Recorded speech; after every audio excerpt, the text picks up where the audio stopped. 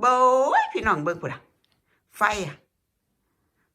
ไฟนิวเยียของยายชมอยู่ในห้องนอนได้นี่นะโอ้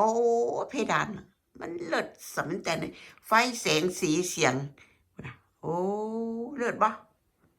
พุ่นน่ะโอ้เลิศสำแต่พุ่นน่ะ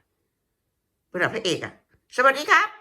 Shut it cap. แฮปปี้นิวเยียฮันนี่ Happy New Year. Happy New Year to everybody.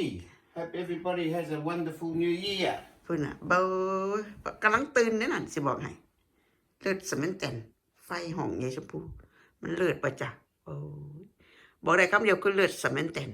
สุขสันต์วันปีใหม่ปี2026ปี2000อย่างน่ะ2569นะจ๊ะนะขอให้สุขุสุขคนมีแต่ความสุขความเจริญลำดับรวยๆเด้อจ้าเด้อมีความสุขนี่นั่งกินนอนกินคือยายชมนี่มันเลิศสำแต่พี่น้องเอ้ยพุ่นน่ะเลิศบ่โอ้สุดยอดเลยดิ